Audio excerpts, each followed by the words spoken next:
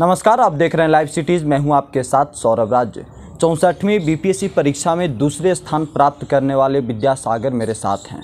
इनसे जानेंगे कि बीपीएससी परीक्षा में कैसी तैयारी की जानी चाहिए, कब शुरुआत इसकी होनी चाहिए। मेरे साथ विद्यासागर हैं, इनसे ही सीधे जानेंगे। विद्यासागर, आपको सबसे पहले बधाई कि आपने फर्स्ट अटेम्प्ट में ही पूरे बिहार में दूसरे स्थान आपने प्राप्त किया है। आपको बधाई पहले। हाँ, थैंक यू वेरी मच। शुरू करते हैं। उससे पहले पहला सवाल ये है कि बिहार में आप सेकंड पोजीशन पे आए, आपके और आपके परिवार के लिए कितनी बड़ी कामयाबी है ये? बहुत बड़ी कामयाबी है मेरे लिए, क्योंकि मेरे पिताजी ने बीपीएससी का एग्ज़ाम लिखा है। उन्होंने बहुत प्रयास किए, उनका इसमें नहीं हुआ था। तो मुझे लगता है कि मेरा हो जाने से शायद जो उनके मन में एक कसक रह गई होगी कि बीपीएससी उनका नहीं हुआ, वो सपना उनका पूरा हो जाएगा। प्लस जो ये रैंक है 2, ये अपने आप में मायने रखता है और ये समहाउ मेरी फैमिली को एक ग्लोरी देता है जो कि शायद उन्हें नसीब ना होती। यानी पिताजी भी आपके कोशिश किए थे, बीपीएससी की परीक्षा उन्होंने दिया, वो पिताजी का नहीं हुआ, बेटा का हो गया। हाँ, मेरा हो गया। और एक पिता के लिए सबसे बड़ी कामयाबी है। हाँ, मुझे लगता है कि उनके लिए सबसे बड़ी कामयाबी होगी। ये बताइए कि आप सुपौल से आते हैं। सुपौल ऐसे बहुत काफ़ी पिछड़ा ज़िला माना जाता है बिहार में। वहाँ से निकल कर के बीपीएससी परीक्षा पास करना कैसा रहा पूरा सफ़र आपका? मेरा सफ़र शायद नवोदय में जाने से पहले से शुरू हो गया था, क्योंकि नवोदय की जो परीक्षा होती है अगर आप उसे देखेंगे तो वो हाईली कॉम्पिटिटिव एग्ज़ाम होता है और उसमें मैथमेटिक्स का लेवल काफ़ी ऊंचा होता है। तो नवोदय में एंट्री से पहले ही मैं मैथ्स में काफ़ी स्ट्रांग था। जब मैं नवोदय में गया तो नवोदय स्टूडेंट्स को एक काफ़ी अच्छा लॉन्चिंग प्लेटफॉर्म देता है, जो इस जैसे परीक्षा के फर्स्ट स्टेज से लेकर के लास्ट स्टेज तक में काम आता है। नवोदय में एक्स्ट्रा करिकुलर एक्टिविटीज़ होती है, नवोदय में कम्युनिकेशन सिखाया जाता है बच्चों को, नवोदय में आप compete कर रहे होते हैं अपने डिस्ट्रिक्ट के अच्छे स्टूडेंटों के साथ, और नवोदय आपको एक अच्छी पढ़ाई देता है और ये सारी चीज़ें फ्री ऑफ कॉस्ट अवेलेबल हैं नवोदय में। यानी कि नवोदय आपका टर्निंग पॉइंट रहा? हाँ, नवोदय मेरी लाइफ का सबसे बड़ा टर्निंग पॉइंट था। मुझे लगता है कि अगर मैं नवोदय में नहीं जाता तो शायद मैं बहुत से बहुत कहीं पे कुछ सिंपल सा क्लर्क होता या कुछ इस तरह की चीज़ें होती मेरे साथ। एनआईटी जैसे संस्थान से बीटेक भी किए, बीटेक करने के बाद फिर आप इस बीपीएससी जैसे परीक्षा में आपने बैठने का मन बनाया और फिर बीपीएससी आपने पास किया। तो क्या मन था शुरू से कि अधिकारी बनेंगे? शुरू से मन था, बट मेरे पास कोई उसका विज़न नहीं था। मन था, विज़न नहीं था। मुझे ये चीज़ें तब दिमाग में आनी शुरू हुई जब हमारे मैकेनिकल डिपार्टमेंट में अराउंड 100 स्टूडेंट थे, जिसमें 70 स्टूडेंट प्लेसमेंट में बैठ रहे थे और अराउंड 30 फॉरेन स्टडीज़ के लिए जा रहे थे। तो मेरा दिमाग पहली बार वहाँ पे इस तरफ गया कि जो लोग भी फॉरेन स्टडीज़ के लिए जा रहे हैं एटलीस्ट वो एक नए डायरेक्शन को एक्सप्लोर कर रहे हैं, और क्या मैं जॉब लेकर के अब यहीं तक सीमित रह जाऊंगा। तो मैं कॉलेज में एक कंपनी में प्लेस्ड हुआ था, कैपजेमिनी में। उस प्लेसमेंट हो जाने के बाद मेरे दिमाग में जो सिविल सर्विस की बातें हैं वो तेज़ हो गई, और मैंने 3-4 महीने इस पर सोचा है और काफ़ी गहन सोचा है, और फिर उसके बाद मैंने निर्णय लिया कि मैं सिविल सर्विस की प्रिपरेशन शुरू कर दूँगा। ये बताइए कि अब अधिकारी आप बन गए हैं, तो अधिकारी बनने की जो तमन्ना होती है हर सभी लोगों के मन में, सभी विद्यार्थियों के मन में होती है कि हम अधिकारी बने, लेकिन अधिकारी बनने के पीछे मेहनत क्या होती है?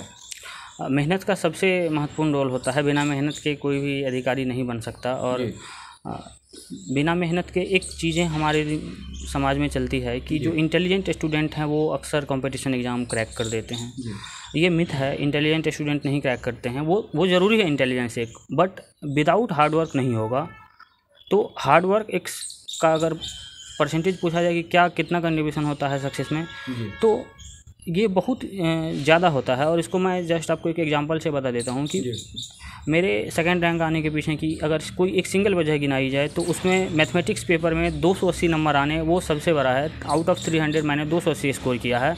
यानी कि आपका मैथ पेपर ऑप्शनल था? हाँ, मेरा मैथ्स पेपर ऑप्शनल था, मैंने 280 नंबर स्कोर किया है, और ये हाईएस्ट है। कहा भी जाता है बिहार के विद्यार्थियों का मैथ सबसे स्ट्रॉन्ग रहा। हाँ, बट लोगों को ये नहीं पता है कि मैंने मैथ्स में कितना स्ट्रगल किया है। मैं पहली बार चीज़ें पढ़ने के बाद पूरी भूल गया था मैथ्स। हाँ, मैंने उन चीज़ों को आप काउंटिंग पे देखें, ये बोलना एग्जैजरेशन होगा, बट मैंने 10, 12, 13 मैं काउंटिंग भूल गया एक टाइम के बाद कि मैं कितना बार उसे कर रहा हूँ, क्योंकि मैं अब उन चीज़ों को हर चैप्टर को 2 दिन 3 दिन में कर लेता हूँ। और मैं इसे पिछले 3 साल से करता आ रहा हूँ। तो जो वो हार्ड वर्क है मैथ्स में, उसके पीछे की जो मैंने मेहनत की है, वो मुझे यहाँ तक लेकर के आई। इसमें मेरा इंटेलिजेंस का मैं ज़्यादा कुछ रोल नहीं दूंगा, थोड़ा बहुत अगर उसका कंट्रीब्यूशन होगा तो वो होगा। लेकिन हार्ड वर्किंग सबसे अहम है। हाँ, हार्ड वर्किंग सबसे अहम है कि गिव अप नहीं करना है। गिव अप करने का हाँ करने का मतलब है कि बहुत बार लोग अगर भूल जाएं पूरा मैथ्स पढ़ने के बाद तो वो छोड़ देते हैं। मैं पहले शुरुआत के मैं यूपीएससी भी लिख रहा था और यूपीएससी में भी मेरी 634 रैंक है 2019 से। तो मेरे फर्स्ट अटैम्प्ट में सिर्फ 208 नंबर थे मैथ्स में आउट ऑफ 500, और वो 7 से 8 महीने की मेहनत के बाद थे। तो अगर मैं थोड़ा परेशान होता तो मैं इसे छोड़ देता, बट मैंने इसे छोड़ा नहीं।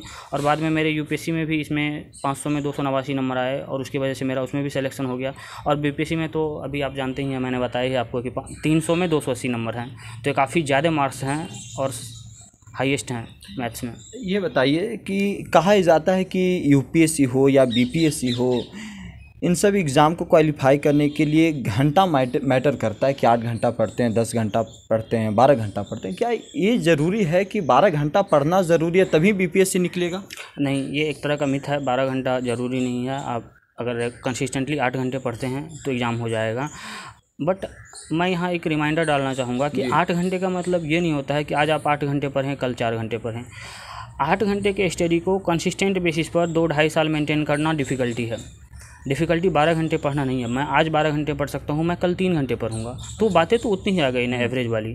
मैं 56 आवर की बात कर रहा हूँ वीक में। अच्छा, मैं कम्युलेटिव बात कर रहा हूँ वीक में 56 आवर की, और उसको आप 4 से मल्टीप्लाई कर दें तो मंथ में उतने आवर की बात कर रहा हूँ। तो ये कोई सिंपल नहीं है। ये लोगों को 8 घंटे लग सकता है कि ये तो कम है, ये बहुत लोगों को लग सकता है कि मैं झूठ बोल रहा हूँ, बट लोग इसे ट्राई करके देखें 15 दिन तक लगातार 8 घंटे पढ़ करके, उन्हें पता चलेगा कि ये डिफ़िकल्ट है, ये इतना ईजी नहीं है।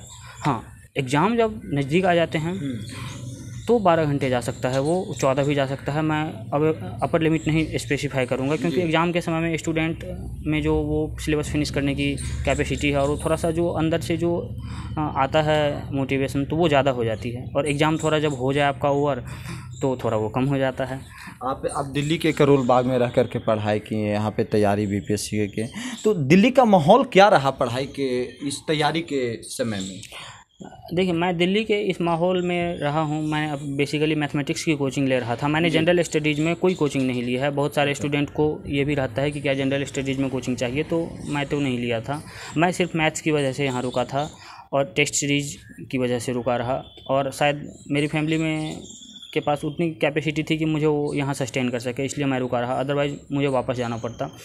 तो जो दिल्ली का माहौल है, जो एक हर्ड मेंटालिटी है, मैं उसे अपने ऊपर कभी आने नहीं दिया। और यहाँ पे कुछ पॉजिटिव बातें भी हैं। पॉजिटिव बातों में जैसे ईजिली मटेरियल अवेलेबल हो जाएगा आपको। मेरे से हार्डली आधे घंटे के डिस्टेंस पे सारे मटेरियल हैं करोल बाग में, तो मटेरियल की अवेलेबिलिटी और आसानी से मिल जाती है। हाँ, आसानी से सारी चीज़ें मिल जाती है। ये बताइए कि बिहार से निकल के बाहर आना, फिर राजधानी में पढ़ाई करना, क्या अंतर आया बिहार और दिल्ली में? बिहार और दिल्ली में थोड़ा यहाँ पर मटेरियल की अवेलेबिलिटी ज़्यादा है, थोड़े आपके कोचिंगों की क्वालिटी बेटर है, हो सकती है। मैं कंपेयर नहीं कर रहा हूँ, बट मैं बोल रहा हूँ कि कोचिंगों की क्वालिटी बेटर हो सकती है। यहाँ इंग्लिश मीडियम में आपको स्कोप ज़्यादा है, बिहार का मीडियम थोड़ा हिंदी हो सकता है। और वहाँ पर डाइवर्सिटी जो है स्टूडेंट की, वो सिर्फ बिहार तक रहती है। यहाँ पे आपको बिहार के अलावा दूसरे राज्यों के भी बच्चे मिलेंगे, आपके जो कॉम्पिटिटर हैं वो आपको अच्छे मिलेंगे यहाँ पर। तो यही डिफरेंस है, ये बेनिफिट्स मिलती है दिल्ली आने के बाद। ये बताइए कि सेकंड रैंक आपने हासिल किया, पोस्ट क्या मिला? बिहार एडमिनिस्ट्रेटिव सर्विस सभी को अपॉइंट होता है। इसके आगे मैं नहीं बोल पाऊँगा कि मुझे क्या अपॉइंट होगा। एसडीसी का पोस्ट उसमें होता है, सीनियर डिप्टी कलेक्टर। पसंद क्या है? नहीं, जो मुझे चाहिए था वो मुझे मिल गया है। मैं चूँकि मेरा रैंक सेकंड है, तो बिहार एडमिनिस्ट्रेटिव सर्विस मुझे अलॉट हो गया है ऑलरेडी। वो आपको मिल गया है, तो ईमानदारी से सेवा होगी बिहार की। हाँ, ईमानदारी से बिल्कुल सेवा होगी, ईमानदारी से। क्योंकि देखिए, जितनी चीज़ें मुझे चाहिए थी, जो लाइफ स्टाइल मुझे चाहिए थी, वो गवर्नमेंट ऑलरेडी मुझे प्रोवाइड करेगी। एक अधिकारी के पास सारी चीज़ें होती है, गाड़ी, घर, उनकी सैलरी ठीक ठाक होती है। तो ज़िंदगी में उसके अलावा मुझे और ज़्यादा कुछ नहीं चाहिए था। मुझे लगता है कि वो चीज़ें मुझे मिल गई है। अब जो भी काम रहेगा आगे, वो शायद मैं लोगों को कुछ हेल्प कर सकूं या उनकी कुछ मदद कर सकूं, तो या अपने काम को ही मैं सही से कर सकूं, तो बहुत लोगों की मदद हो जाएगी। उसी में बहुत काफ़ी मदद हो जाएगी पूरे बिहार के लिए। ये बताइए कि अब बीपीएससी आपने क्वालिफाई किया, क्या आगे भी कुछ मन है यूपीएससी? मैं ऑलरेडी यूपीएससी में एक बार सेलेक्टेड हूँ, तो मुझे सोचना पड़ेगा इस पर। मैं सोच रहा हूँ आगे एक अटेम्प्ट और लिखने की। यूपीएससी की भी सोच रहे हैं यहाँ पे? हाँ, सोच रहे हैं। चलिए, एक अंतिम प्रश्न है कि कहानी शुरू होती है सुपौल से, हाँ, और मौजूदा समय में बीपीएससी पे रुका हुआ है, आगे क्या होगा वो ऊपर वाले जानेंगे, लेकिन इस कहानी में सबसे बड़ा किरदार किसका रहा? मेरी फैमिली का, कि उन्होंने मुझे कंसिस्टेंटली सस्टेन किया यहाँ पर। मेरे प्रिपरेशन में बहुत सारे लो आए जब मुझे लगा कि चीज़ें बिगड़ेगी। जैसे मैं जब अपना फर्स्ट अटेम्प्ट यूपीएससी का लिख रहा था जी, तो मेरा शेड्यूल काफ़ी हेक्टिक हुआ करता था। मैं दिन में मैथ्स के सिलेबस को कंप्लीट करने के लिए मैं एक तरह का स्ट्रगल कर रहा था कि मैं इसे कितना जल्दी कंप्लीट कर दूं। और मैं दिन में 2-2, 3-3 क्लासेस जाता था, और क्लासेस से आने के बाद मेरी मेंटल कंडीशन बिल्कुल ख़राब हो जाती थी। और परीक्षा के टाइम पर भी जब प्रेशर पड़ता है तो मेंटली आदमी सही नहीं रह पाता है। जी। और इसके बाद जब इंटरव्यू लास्ट 2019 में शुरू हो गए थे तो भी मेरी कंडीशन कोई ज़्यादा सही नहीं थी। एग्ज़ाम रिजल्ट डिले होने लगता है कोरोना होने की वजह से, फिर मुझे परेशानियां आने लगी।